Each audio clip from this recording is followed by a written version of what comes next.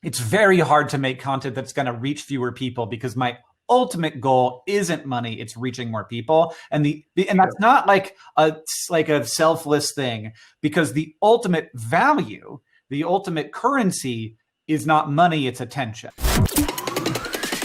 This is Creative Disruption, the intersection where entertainment, data, and creativity meet. Here's your hosts, Ricky Ray Butler and Derral Eves. Hey, welcome everyone to the Creative Disruption podcast. We are really excited because we have the OG Hank Green with us. Ricky, do you want to do a quick little intro real quick? Whoa, where do I start? Hank is the pioneer and the OG of the creator space. He was one of the first that I can remember when I was starting out. When I started Plaid, 12 years ago, and Hank and John, and you had the Michael Buckleys of the world. Yep. And that was like the, you had like Brian Higa. Yeah, that was like the early days where things were just climbing and catching interest from my perspective, the brand perspective.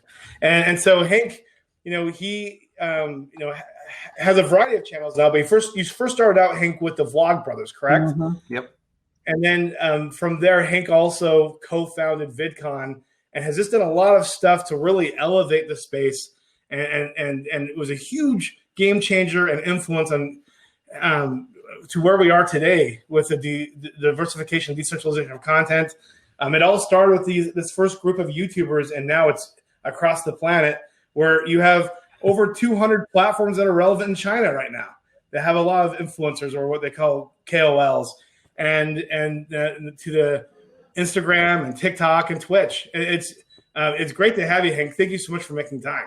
Yeah, absolutely. Thanks for the brief intro. Sometimes I forget about all the things that have happened. It's been a long time now, 15 years in the business. And so I often get surprised by people telling me things that I've done.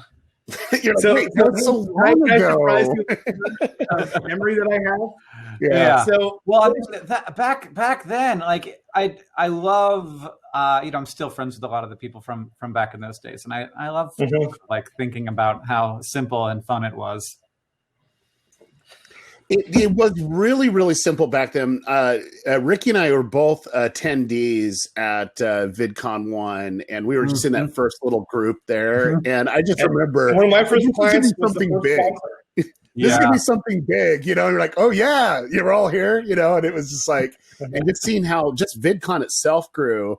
But what I was really impressed with was how quickly the creator grew, and was able to say, wow, this is a huge, huge business opportunity, which is, what we have today.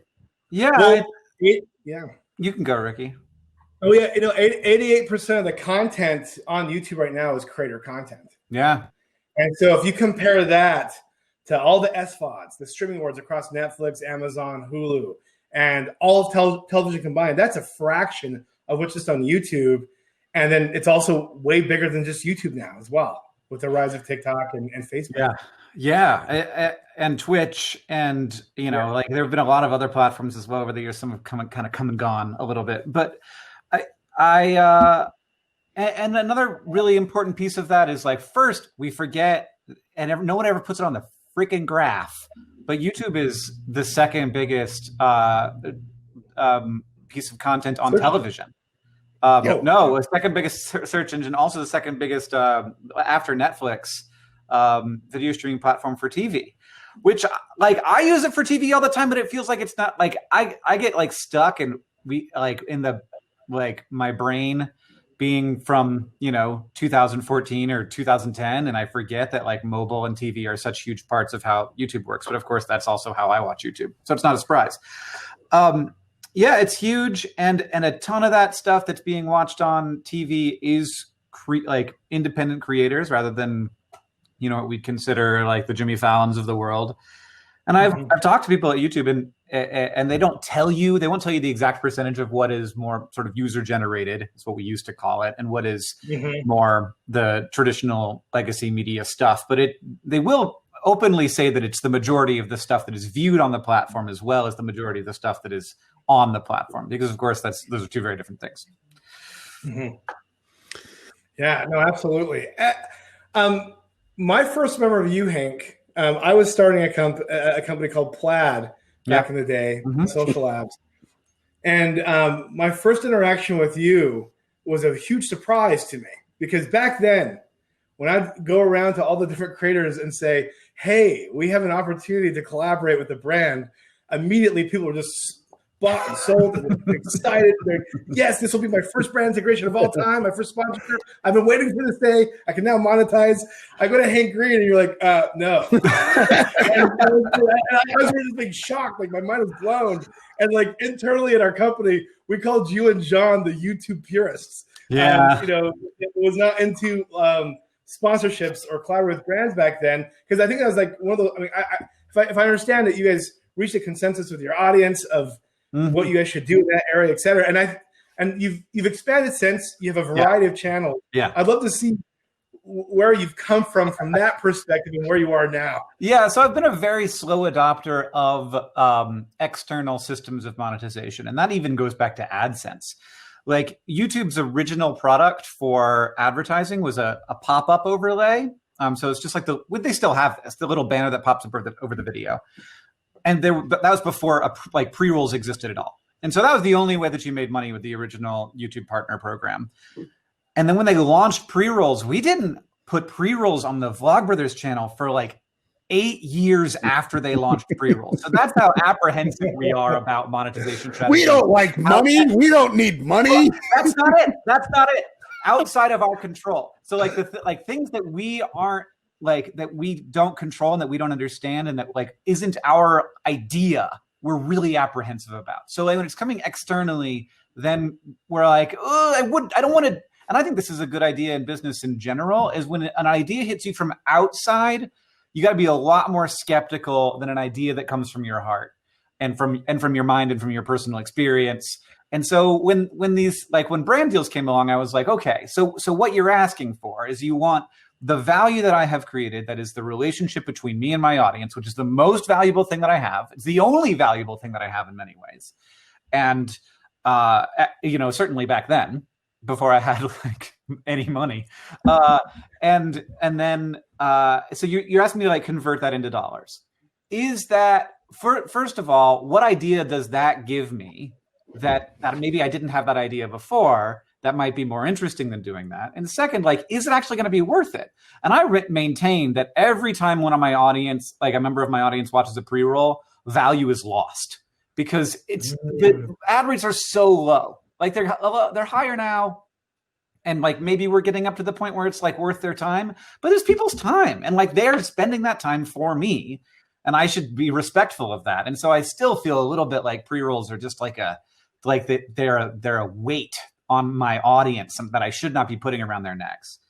But it's much more interesting to ask, okay, so if if Ricky wants to bring me a brand deal to work with Carl's Jr., which I think was like one of the very first brand deals of all of you, then if Carl's Jr. wants access to my audience and that's valuable enough for them to pay for, how could I get that value out in a way that isn't extractive, but is also is really focused on my audience particularly, not just like people who live nearby at Carl's Jr., but my audience, who they are, what they're like. And instead, like, make my own brand that I can have my own brand deal for. And that is actually where VidCon came from. So VidCon very much was like I had two problems in my head. One, I didn't feel comfortable selling brand deals for other people. And two, I assumed that I would be irrelevant within the next 5 years because that was happening to a lot of YouTubers already. And now I want to stop you really quick right there. Like that mindset, not a lot of creators have. They think they're going to be on top of the world forever. And that just kind of goes to validate, hey, you're thinking a lot further ahead because you're seeing some patterns that are there. Yeah, I mean, I was 30 years old too by that time. So I had been through business. Like I was always the old guy in the room. And I'm still the old guy in the room, even though a lot of people are now in their 30s, because I've continued to get older, which is a little frustrating. And so I had witnessed how businesses had worked before. I'd also been so like there were a lot of inputs that helped me figure out how to actually make a conference/convention, which is having been to a bunch, everything from anime conventions, to Harry Potter conventions, to actually business things. Like I was a journalist for a while, so I went to like conventions for that business. And so I like, there were a lot of inputs that made it possible for me to start VidCon, but like the reason why I wanted to, absolutely, I did not think that we would be able to hold on to the thing we have, though, which is weird, and is a testament, I think, to both our like a bit of foresight and like and how we imagine it being focused on sustainability, but also it is a testament to like the coolness of our audience, just like how supportive they are. No, I thought it was a really, really big play. And I think there's one thing that really resonates well. And if any content creators watching this, any brands watching this, is what Hank was talking about. But you have to be authentic and true. Whatever you say, you got to do. Like I do a lot of work with Mr. Beast, and he was signing merchandise, and it's just insane what he does. And he says, this will be the last time I ever sign a shirt. It's just never going to happen again. I said, it's going to be that happen that way. And that's the way it's going to be. But that's, I think, a big indicator. There's a lot of people that feel like you sell out when you do something to bring revenue in. And in the early days of YouTube, that was the way to sell out, is, hey, you're running ads, you're selling money out. at all. Well, there were a couple of YouTube events before VidCon that were free but sponsored. And even being free but sponsored was sort of like lambasted as sellout, being a sellout. And so we got in like at the perfect time where people were sort of like, oh, I think it makes sense to like buy a ticket to this thing. Yeah, and I think the difference is I think as the ecosystem of the viewers changed and they realize, oh, this is the livelihood, and we see all the different revenue streams from here. Now, a lot of viewers are celebrating when the creators actually do get a brand deal. They're celebrating when they can actually have merchandise to buy or an event to go to or meet up. Right. Because, hey, that's better access. And as they make more money and as they're more sustainable, they can actually do more what they love to do, which is creating content for the viewer. Yeah. It goes back to one word. I think it goes back to the word empowerment. Yeah. You're empowering rather than disturbing. I mean, that's really what it comes down to. And I think that's the same when it comes to merch or when it comes to events. If it's something that's empowering the content or empowering the creator and the creators community, that's really what it comes down to. I mean, we're seeing a really phenomenal thing right now as a planet, where there's more art and content today than there ever have been in the history of this planet, as well as more self-sustaining artists. And that can be fueled and stimulated with, whether it's, merch dollars or brand dollars or other revenue paths, as long as it makes it so the content creator can create. So both the audience and the content creator and whoever else is participating is all happy with the end result. Yeah. And I think that's why I loved the early days of YouTube, because anyone could literally broadcast themselves. That was the tagline for YouTube. And they could actually say, hey, I have a desire to make certain things, certain videos. I remember one creator that I still love to this day is Freddie Wong. I mean, he was doing stuff. I'm like, how did he do that? That's so cool. The 360 no scope was so funny. And, he's just so engaging. And what I notice right now is there's a new evolution of these content creators now. I mean, I look at, short form content like TikTokers and people that are creating YouTube shorts, which they are now, and some stuff on Instagram. It's giving them a little bit more control to say, okay, here's a new way to deliver creativity. What do you got with it? And I'm seeing some of the most engaging things. I'll be honest with you. I'm spending more time on TikTok than any other platform right now. It's really good. Yeah. Right. And I think that like the story is much clearer now. We've watched it happen enough times that we can sort of get on board in a way that we couldn't when there was no story. So in those early days, it was easy to sort of like think like, well, you're not, the story that you have established was like, I love to make content for you. And now the story appears to be, I want to get rich. And like, that's a different story than you were telling. And it's like, it's easy to sort of like juxtapose it to the original thing. And I was in the punk scene when I was a youth. And so this is all very familiar. This wasn't like coming out of left field for me. So like watching, and now it's not about it, because you could juxtapose it from like, this is about passion and about what I love, and I just want to make stuff for you. And then it was like, oh, well, then why are you making all this money? And it's like, you have to like hide that. And the more you hid it, the worse it seemed. And the worse you were at it. Whereas now what we've realized is that like, this isn't about getting rich for almost everyone. You know, some people certainly are getting rich, but for almost all creators, this is about like having a sustainable job and paying rent and buying diapers and like having a life. And because online video and the entire, you know, passion economy of the internet really doesn't lend itself to consolidation. It lends itself to this fracturing where like, you know, I have my like top 5 favorites and you may have never heard of them. That we ended up in this world where instead of getting a billionaire, we get 1,000 millionaires. And like, that's just way better. It's much better to get 1,000 millionaires than a billionaire. And that's like literally the same amount of money. So that like, this is and even beyond that, you can get like a, you know, 100,000-aires, which is like really where like I think the passion economy is headed, which is a lot of people making pretty good livings. And that's actually really exciting, and a story that people who are following can get behind and be excited about.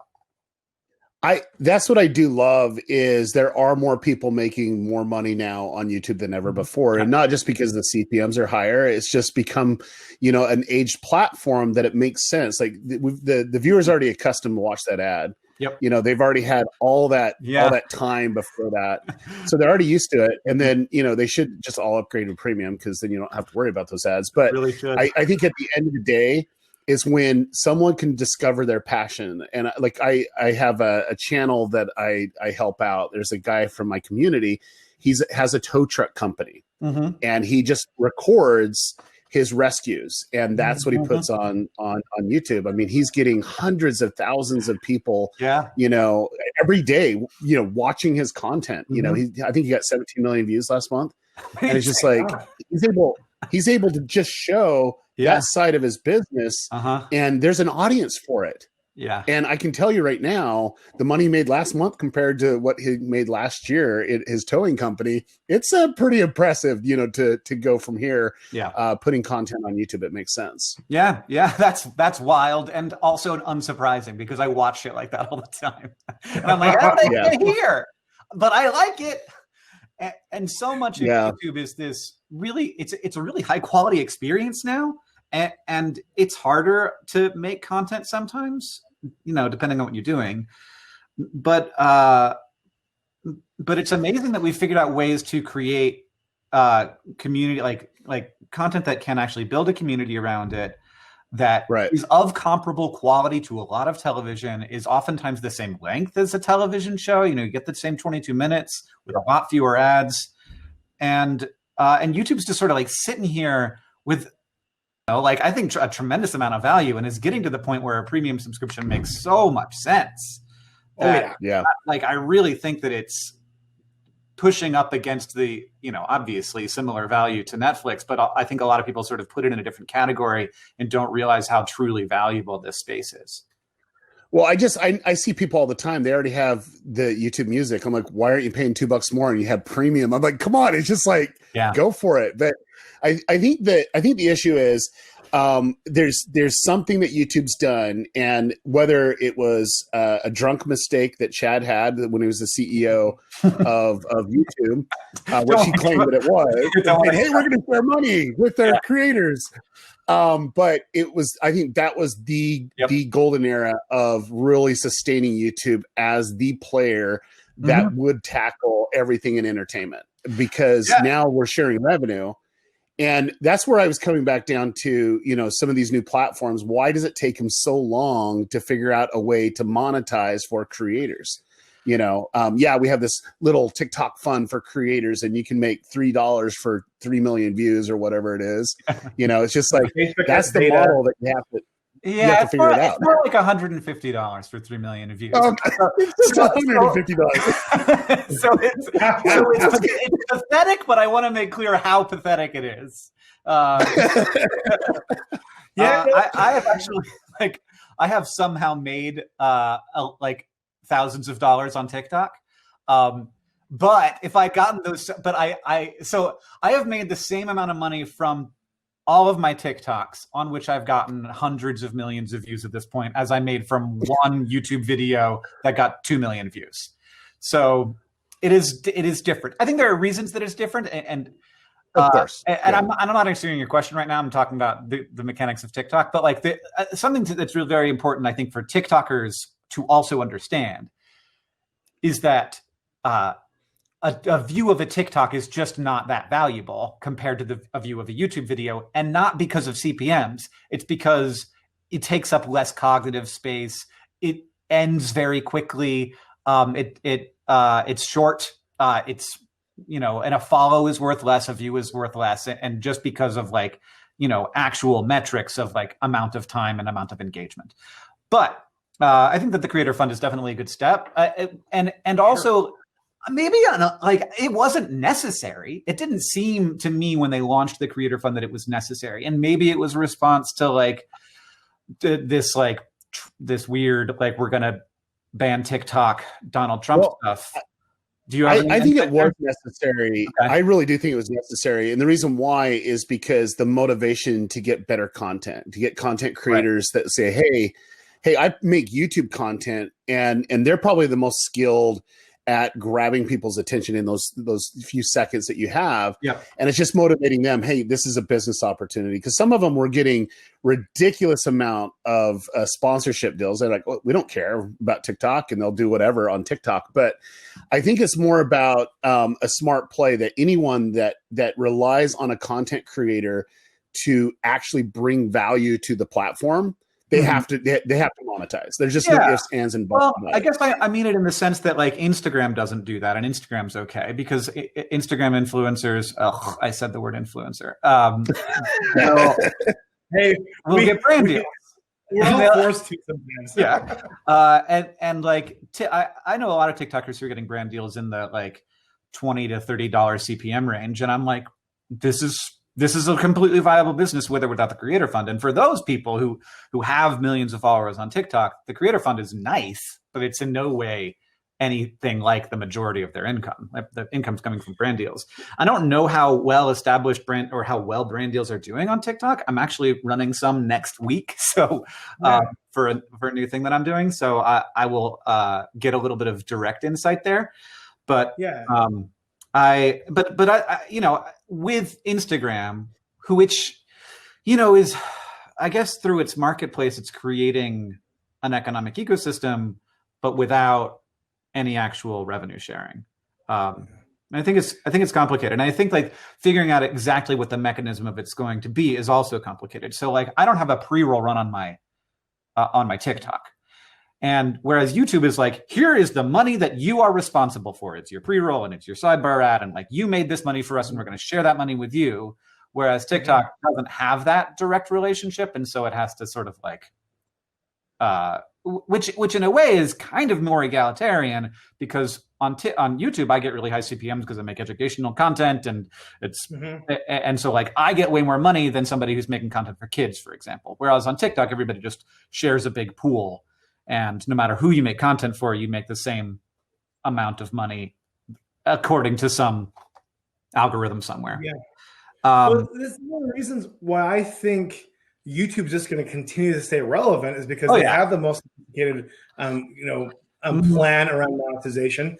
And you've seen the Vine migration. Oh yeah, the first thing you do when everyone is diversifying what they're doing. They're like, okay, well, YouTube is stable. Let's go over there and create content and make and increase revenues. It's not just the revenue and the stability. It's also because that's where their heroes are.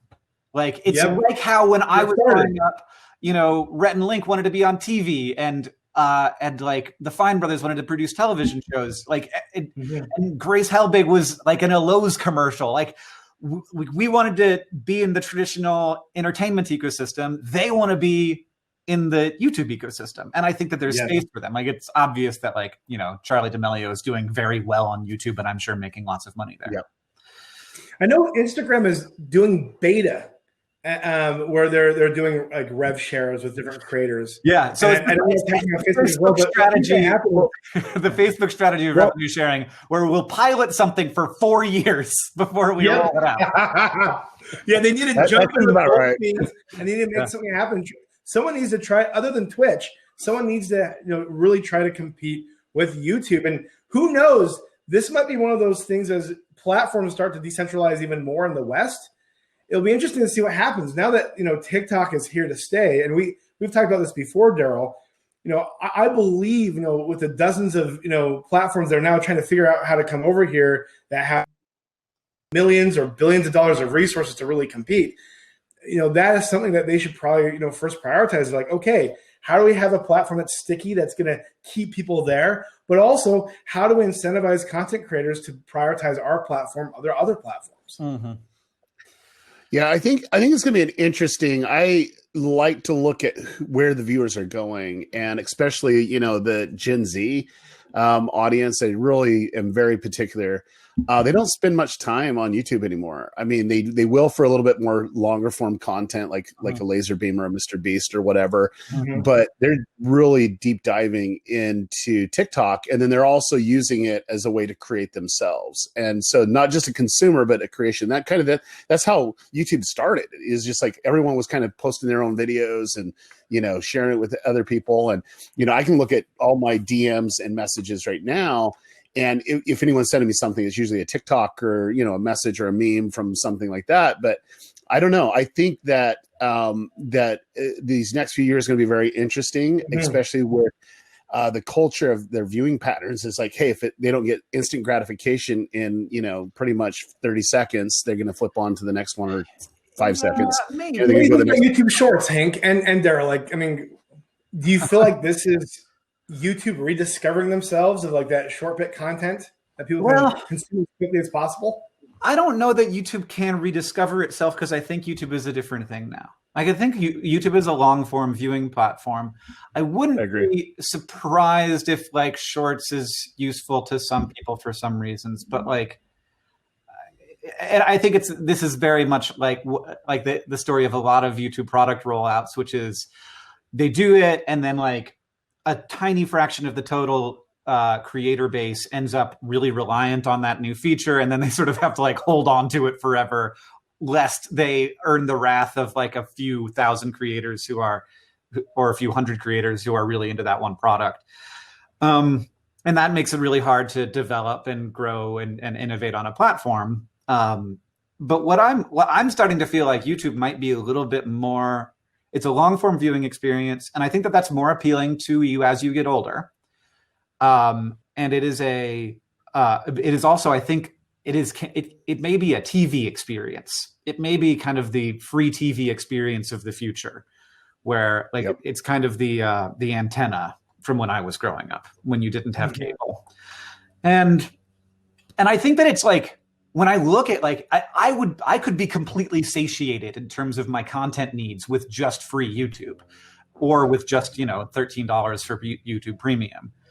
Now, I think that the tools for like, so here's what TikTok is bad at, and this is, I think, more than money, and maybe even more than like the story of like, I want to be a YouTuber like my idols were YouTubers.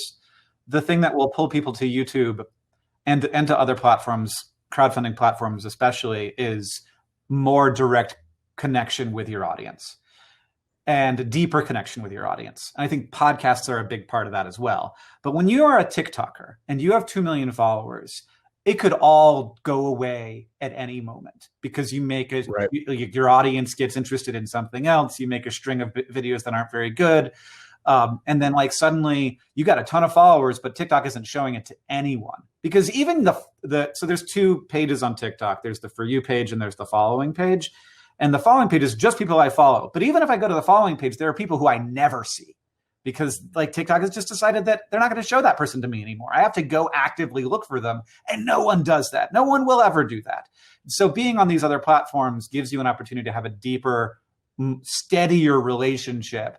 And TikTok is always going to be about user experience above everything else. And that means creator experience is always going to be secondary or even tertiary to like, you know, TikTok's own external goals.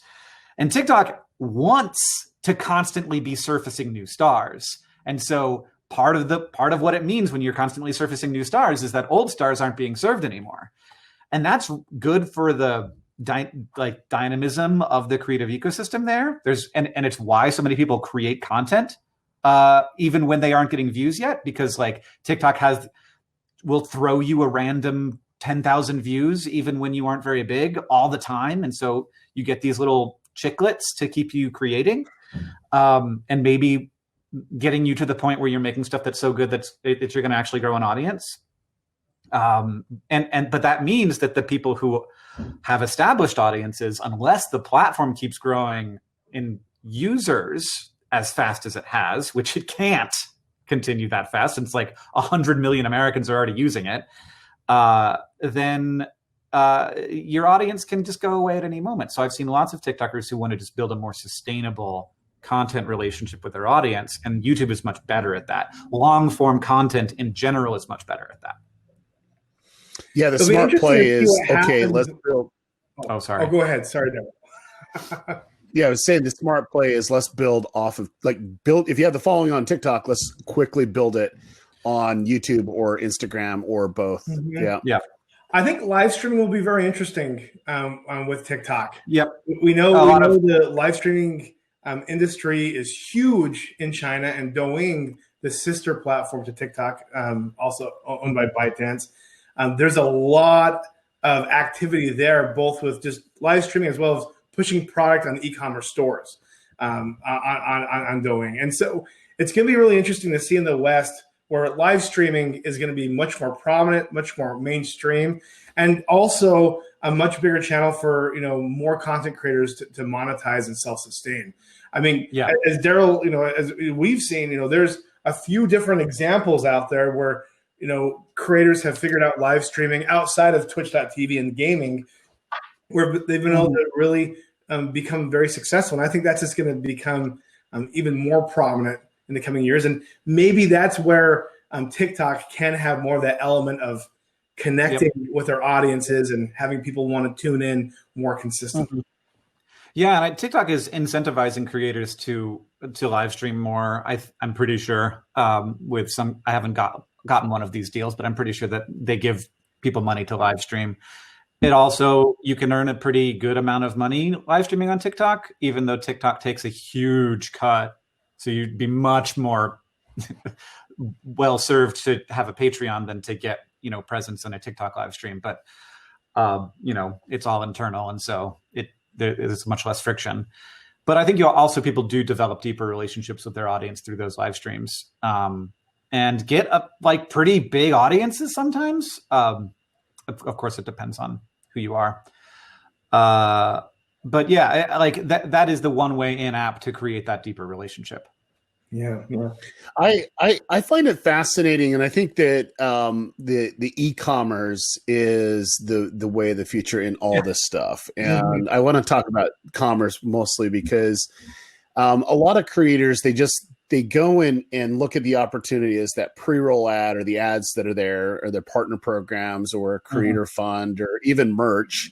And that's the extent thereof of, okay, this is our business, instead of realizing, hey, we could do so much more, even if it's like doing your own brand deal, like you talked about earlier. But it's just like, what does my audience need? What do they care about? And finding the things that are aligning with it, and either partnering or creating that content to actually make commerce and have it be more sustainable to build up, to either sell off or to just have go indefinitely. Yeah, I think that the hard part, and that this is getting easier, is finding what your product is. And for a lot of people, product is just merchandise. It's and maybe I think that merchandise turns into product as it becomes a label, basically, like some kind of brand that is deeper than just, you know, I am a fan of this person. Like a merch item is just like, it's the band and it's the band on the shirt. But you can go deeper than that. And like, you know, Logan Paul showed how you can go deeper than that with Maverick. And, but that's like not the first time that's ever been done. And I think that's very good, but it's only one, but it's sort of like the lowest hanging fruit almost, to just say, okay, I'm going to create a clothing brand. And this is like, it's exciting and it's hard and it requires a lot of savvy. It's also easy to fail at creating a clothing brand. But that is by far not the only option available. And sometimes I think that it's like it's like people see it as, oh, this is what we do. We get an audience and then we make a clothing brand. Mm-hmm. Is there going to be a creator that is successful in creating their own social network? I know there's been a couple that have tried creating video platforms. One to name is Casey Neistat with Bean. Are there going to be other attempts that are more successful? I think that there is one that we forget about, which is Patreon. Oh, well, by Jack Conte built a social network, you know, not just, of course, based on his audience, but based on lots of other people. And it's, you know, is it a social network? Not really. But he was a creator. See, it has a community. It is used by many, many creators, and is just such a fantastic business, it turned out. And I think that there are opportunities like that, but they have to be doing something very, very different. And very, very different. And like, even now, Patreon isn't that good at like having people use the platform to consume content on. It's really mostly a like transaction software, and customer support, you know, infrastructure. So I wish that we could sort of like get our Patreon patrons to use Patreon more, but mostly they just want to give us money so we can keep making the content. Ricky, I do believe that you'll see that, and especially in the next few years. I think that the next frontier will be, you know, pretty much video games. And I do believe, like, Among Us, like these games where everybody can play. You just get a few content creators that is leading their audience to that, and absolutely that could be the next. They need frontier. To align more with data scientists and the right engineers to be able to sustain it, because I think what happens is they outsource it and they get this. Well, no, I think what's going to happen is you're going to have to keep the momentum going and to keep, you know, growing the audience to stay consistent over time. Right. Yeah. I think the difference is going to be is I think they would approach them and say, okay, let's partner up on this, you know, and you bring the audience, we have the tech, you know, and then that's a partnership made in heaven. But I think the big thing would be is they'd have to have some key players with a lot of eyeballs, but to get someone to stop their routine of doing one thing and going to a new platform, that is that the adoption curve is really, really steep. To get that to happen. I mean, you look at some platforms that raised a whole bunch of money and put some amazing dollars behind content, and they just failed, you know, losing billions of dollars, and it's ridiculous. But in the reality is where does the eyeballs go naturally, you know, and that's going to be a very difficult feat. However, I think Epic Games cracked the code on this. I really do. I do believe just doing the free model and then you have the in-app coolness factor. Right. And I think we're going to see something even further with that, especially with people that have social followings. Because you imagine, hey, like maybe it was like the early days of Netflix when they were giving all that crazy money out, right? Of if you get a sign up, well, maybe that's going to be the video game thing. Is we'll give you a percentage of anybody that you bring into our system for the life that they use the system. For like the life, that's a game for the life. Yes, like no one wants to do that because it's a tremendous amount of money. But that is what creates a truly deeply sustainable economic ecosystem for creators is when you say you have affiliates for life. Like for as long as the person you referred is giving us money, you are getting a piece of that money. And I think that creators should be doing more holding out for that kind of deal and also for equity deals. I know that equity deals are happening. it's risky because like it's completely possible that like your equity is going to be worth dog shit in 2 years, but the upside is very high.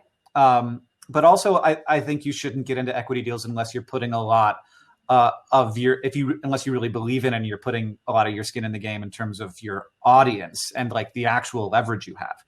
Mm-hmm. So yeah, I think that's really exciting. I think that what we're talking about right now is the missed opportunity for YouTube. It's the thing that they missed. And I don't think that they can unmiss it now because I think that they're now another streaming platform to some extent. What they missed was you have the most influential human beings on your platform right now in the world. And what are you going to do with this? What are you going to make with this? And they were like, just Netflix again, kind of, but free. And I'm like, boy, I feel like it's a miss. Yep. Like streaming with commerce integrated, like they're doing in China. Why not? Why isn't that a thing on YouTube? Why can't I stream and sell something 100% when I sell a shirt and it says Jeff bought a shirt and I can say thank you, Jeff? Why is that not a product inside YouTube? Why is there not a product when I sign up for YouTube Premium where I can click on 5 channels a month and they get extra money? Well, like, why isn't that a built-in and it tells everybody when I comment on their video that they're one of the 5 channels a month that I chose? Like, why isn't there a way for me to tip with my YouTube Premium money in addition to, it just counting the number of minutes that I'm watching? Because I don't want my YouTube Premium money to go to some like car crash compilation that I got sucked into. I want my premium money to go to and like people who are working their ass off making great videos that actually enrich my life. So like all of that, I just think it's such a huge missed opportunity that they didn't like invite creators into and in the process of all of this, give us tools to make a ton of fucking money. So we'll use and encourage other people to use these products. If YouTube Premium probably makes me like 150% to 200% of what an ad supported view makes me, which is inexcusable. It should be 10x at least. And if it was 10x, I would never shut up about YouTube Premium. It's all we talk about. And it's true of every creator on the platform. And they missed the fucking boat because they wanted to be a fucking music streaming service and be on TVs all the time. And I'm like, you could have been the next thing, but you decided to be the old thing. And that right there is what's insane, is because here they wanted their original content. They're like, hey, we can do all these series and we can do all this other stuff and we can become the Netflix. When they didn't look at, okay, what's their biggest, like, what would you say their biggest asset is? And I would look at is the content creators, because they're the ones that are actually moving people, moving the world. And for us, I know that you've talked about it. I know I've talked about it. Like, it just makes sense that Google should have had Google Wallet attached to YouTube, which they do, but have a shopping system that you can sell anything and they could compete with Amazon. I was like, why didn't you vertically integrate merch? And why would you work with Teespring and give them all that value instead of doing it yourself? You're Google. Like, you have so much money to sort of like sitting around. You don't even pay a dividend. Like, just fucking spend the money. Do something interesting. Like, go buy Teespring. Like, or just like franchise out and roll up every print shop in America and turn them into franchisees. And like, it would be cheap. It'd be so easy, and they could do it better than Teespring, and it could be nicer, and it could make so much money for people. Like the YouTube Premium it remains one of the most infuriating things for me that like I don't make more money from YouTube Premium, which is people are spending a lot of money and not a lot of it's going to creators. Agreed. So I think something interesting happened on Instagram just recently, and they did an app update. Everybody was freaking out about it because now there's shopping involved in the app. I think this is a really, really good play with any creator, right? Like any creator out there, there's a really good play when you can bring a shop into that social experiment and make it really easy for someone not have to leave the platform, and they can do it right integrated. I mean, I think that's going to really give Instagram a leg up here as content creators start leveraging that. And there's some case studies that people go, oh, maybe I should do that. Yeah. I hope the next wave of innovation happens from the creators, of them investing and problem solving and figuring out, okay, how can this get better? And how can this be something that's more serving to the creator community? Because, obviously there's a lot of red tape. And every organization that's as big as the top platforms that are part of, like, what's the abbreviation for a thing across Facebook, Amazon, Alphabet, and it's one of those things where it's going to have to be innovative from a very entrepreneurial perspective, and I think we're going to see a lot more things coming down the path. But it's one of this very I mean, what we're discussing right here is one of the main reasons why we decided to acquire TubeBuddy. That was a platform that was out there that is doing whatever it can to be able to help creators grow their channels and build up. Now let me stop right there real quick. Yeah. And Hank, Yeah, they do lifetime affiliate. And I know these things exist. I hope it doesn't change, Ricky. Well, no, here's the thing: nothing is going to change. I mean, what we're going to try to look at is how we can enhance it with deep learning and AI and make things more accurate and even more effective. But nothing's going to change. But there's going to be a lot of opportunity on how, there can be a platform that can be very helpful in making predictions on how many views you get, or how many subscribers you get from a video you go live with, or how you can truly leverage from live streaming. But when it comes to a platform answering all these questions and having a solution to everything, I don't think it'll just never happen. That's not human nature, and that's not the nature of a huge organization. So there's going to be a lot of fun. We're seeing this decentralization of content and seeing more artists on the rise and creators on the rise. We're going to see a lot of fun stuff happen with tech. I hope so. I am more skeptical than you. So in terms of like viewing, I think that we'll see a ton of useful stuff in terms of leveraging existing audiences, assisting creators in their creation and in their businesses. That world is rightfully, finally exploding and should be exploding. Helping creators make money and helping them build their businesses, helping them connect with their audiences. But ultimately, there is, like, I make content on YouTube because it's where the audience is. I make content on TikTok because it's where the audience is. It's very difficult to get creators to make stuff in a place where they won't be getting as much audience. Now, Nebula is showing that it's possible to get creators to make stuff, even if it's not going to get a ton of views, if it's also going to make them a bunch of money, and then later they'll be able to use it on another platform, 6 months or a year afterward. And so stuff like that, like I think is smart. And Nebula is, like, unsurprisingly, the first sort of like good move into this space came from the educational video space, where I think people recognize that they get a lot of value from channels like that. They are on average wealthier, and so they have the money to pay for an extra subscription. And also, like, the creators are savvy and want to are willing to work together to make better money. And so, like, you have this Nebula sort of like this. I think, I could be wrong, that Nebula will remain this little enclave of like ways to it's like a monetary engine for educational video creators. And then it's a little bit crowdfunding and a little bit streaming service.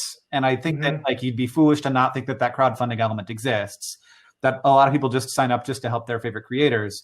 And, but like all of the content that's on there also gets free eventually. And so like it has to, it kind of almost for me, I could just be me. It's very hard to make content that's going to reach fewer people, because my ultimate goal isn't money, it's reaching more people. And that's not like a selfless thing, because the ultimate value, the ultimate currency is not money, it's attention. And that's real. And that's not like a feeling I have. This is like where we are at in society now. Do you feel like there's a chance that, there could be like a hybrid of like a Patreon crowdfunding and content creation platform that's maybe powered by blockchain? Do you feel like blockchain is going to be one of those things that could be potentially more empowering for creators to be able to do what they want? I have no idea. To me, the main value of blockchain is just costless transaction, which is important because that 5% that gets or 10% that gets eaten up by like all the different transaction costs can be a really big number. So there's value in that. As far as and that's, I guess blockchain is kind of the best / only way to do costless transactions. So that may be, there may be a lot of value there. But I don't know. I tend to I feel as if, so there's sort of the innovation curve where it's like the hype cycle, where it's just like the hype gets very high and then it drops, and then like way after the fact we realize, oh, there are some applications to this technology. I feel like the height of the blockchain hype cycle was so high that I still feel like it's coming down and we do not actually know what it will be useful for. Right. It will be useful for something eventually, but right now it's just like, it's on the tail end. It's on the other side of the hype curve. If it's useful, I think it's going to be like, how, AI and deep learning and machine learning are going to be relevant. They're going to be behind the scenes and they're going to be, things happen, but it's not going to be about the technology. It's going to be about purpose. Sure. I do think, though, we have to look at, just the average viewer, the average person, if they don't even know what it is and they're like, they're still skeptical or whatever, you got to have that adoption for anything to grow. You really do. Like, it has to get that far where it's solidified enough that they understand what it is. And so that you're doing it. It's like, I went up to my mom's house a couple months ago and she had her iPad out, looking how to change the doorknob. I'm like, Mom, what you doing? You got like a bazillion kids, like one of us could come do it. And like, oh, I didn't want to bother you, but I knew I could find it on YouTube. I can find anything on YouTube. But that's the whole point, is when you have that adoption by the common person, then it's like, okay, they understand what it's for. Now, my mom only uses YouTube to do how-to. And there's other people that use it for entertainment and some other things from there. Yeah. But to do something like blockchain, and it just like, you could go and survey 100 people and walk down any city, and are you going to get 1% of the people that even know what that is? Yeah, like they might have it. But that's why it can't be about the tech. It has to be about the convenience and the purpose of the platform, and then the tech that's going to be behind the scenes that maybe one day makes a difference. Like, for example, Derral, we were a part of a project that that crowdfunded and ended up being very, very successful. I mean, is it possible that could happen where like a J.J. Abrams or Christopher Nolan, we've talked about this, on the podcast before, where they could go out and say, hey, I want to make this happen. I don't want any help from any studio or TV network. Help me and support me on this platform. And then as a result, if it's successful, you make a return as well. Yeah. Yeah. I mean, that happened. Yes. I am interested in this.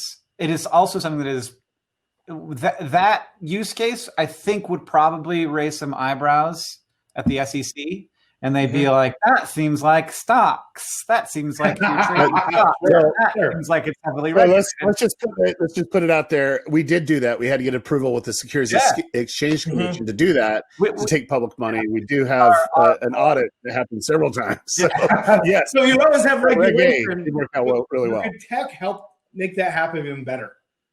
Yeah. And I think that in a case like this, well, I don't know, it's just hard to say. What I am excited about is, I think that there should be subscriptions that give people more power over how their subscription money, like what happens to the money once they subscribe. So I think that if I'm a YouTube premium subscriber, I should be able to tip videos. Like, it's stupid that I can't. Just give me like the way that Reddit works. This is so smart that I can tip a comment. And I can say, good job on that comment, and Reddit gets paid for that. That's a great system. I think that in a YouTube world, that the creators should get paid for that as well. But it makes perfect sense to me. It shouldn't just be thumbs up. There should be a second button there that's this person loved this so much that they gave it 5 cents. and so did 20,000 other people, and that was a big deal for this creator. Why not? Yeah. That would be so cute and fun and weird and like actually instead of this like, okay, we're going to turn YouTube into a more and more passive system for content consumption, which is like the decision that they made. And I don't know how that, but like, I know we're not going to conquer everything today. we have like 20 different things we kept it to 2. But I do have one last question. It's a question that Ricky and I ask every guest that comes on. What are you the most excited about, with technologies? What are you most excited about with platforms or anything that's disrupting the industry right now? I'm really excited that the barriers to creation continue to get lower. It's easier and easier to make, but it's also easier and easier to build businesses. So like, as I was just saying, attention remains the currency, but what do you do with that attention when you have it? And the traditional thing is to sell it to somebody else. I think that as it gets easier to create direct-to-consumer businesses, to create service businesses, to create subscription businesses, that creators will be able to build businesses with the attention that they have, businesses that they own or that they own a portion of. So maybe it's not 100% ownership. Maybe there's some venture capital. Maybe there's some technologists who are also like co-founders with you. But as the tools to create those systems, direct to consumer is much easier with Shopify now. Subscription is much easier with Memberful and Patreon and et cetera. And even like there are even, I think Vimeo for a while, I don't know if this still exists, had a service that allowed you to sort of create your own over the top service.